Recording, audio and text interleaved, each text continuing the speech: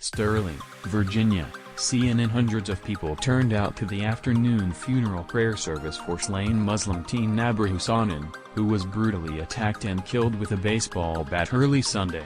Individuals and families from the local Muslim community in Sterling, Virginia, as well as from neighboring towns and other states, poured into the Al-Dulles Area Muslim Society, Adams, Center Wednesday to pay their respects.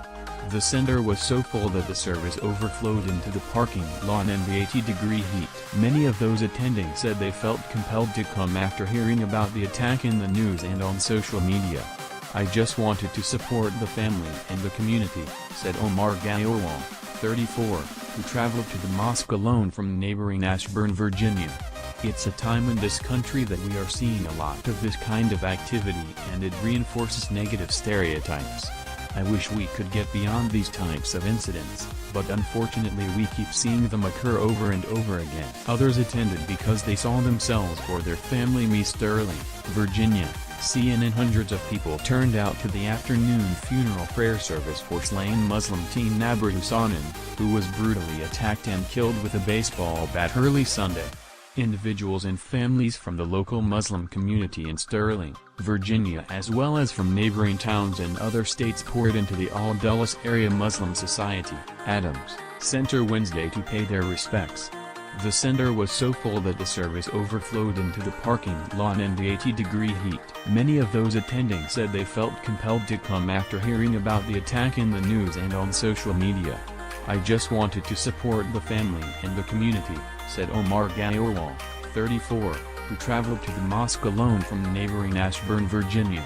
"It's a time in this country that we are seeing a lot of this kind of activity, and it reinforces negative stereotypes.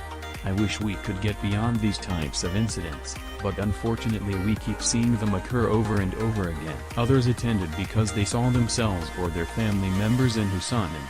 Police have not found any evidence that the 17-year-old's death was a hate crime, though they have not ruled it out completely, authorities in Fairfax County have said. "She is the age of my daughter," 44-year-old Springfield, Virginia resident Hila Elganji said, holding back tears.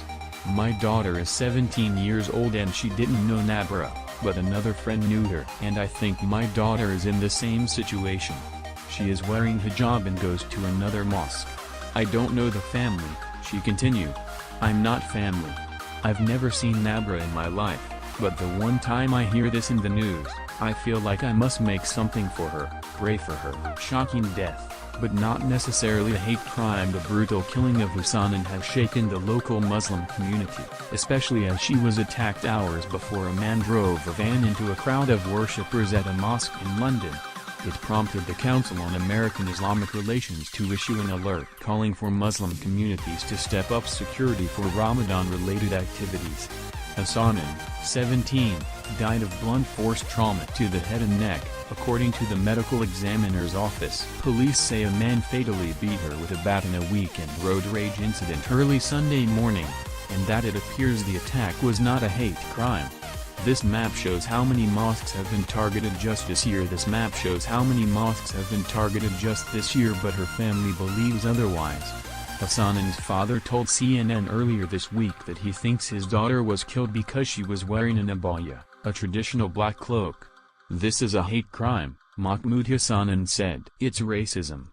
Getting killed because she's Muslim." The 2015 FBI hate crime report showed a surge in the number of hate crimes nationwide, with attacks against Muslims increasing the most sharply. The FBI defines a hate crime as a criminal offense against a person or property motivated in whole or in part by an offender's bias against a race, religion, disability, sexual orientation, ethnicity, gender, or gender identity. In 1 year, anti-Muslim hate crimes in the United States rose 67%, from 154 incidents in 2014 to 257 in 2015, according to the Bureau's Hate Crime Statistics Report. That is the highest number since 2001, when the Al-Qaeda attacks on New York and elsewhere drove the number to its highest ever level, 481 hate crimes, according to Mark Potok with the Southern Poverty Law Center. The same day her funeral was held, Hussanin's memorial was torched in Washington. Firefighters responded to a fire at the famous DuPont Circle in the nation's capital, where an impromptu memorial included flowers and her drawings of her face. Senator Johnson, without time to review health care bill, "I won't be voting yes." South Carolina Senator Lindsey Graham joked, "We'll know if it's a boy or girl tomorrow." McConnell has very little room for error. He can only lose 2 Republican votes and still pass the bill. President Donald Trump said Wednesday night he hopes to surprise with a plan that has heart. "I hope we are going to surprise with a really good plan," Trump said at a campaign rally in Cedar Rapids, Iowa. "You know, I've been talking about a plan with heart. I said add some money to it. A plan with heart, but Obamacare is dead." The House passed its version of health care reform last month, but while Republicans celebrated that bill with Trump at the White House, the president has since called it mean. Related, Senate to White House on health care, "No Trump, please." A senior administration official said Senate leaders sounded optimistic about the fate of the health care bill in the Senate during their briefing for White House officials Wednesday night.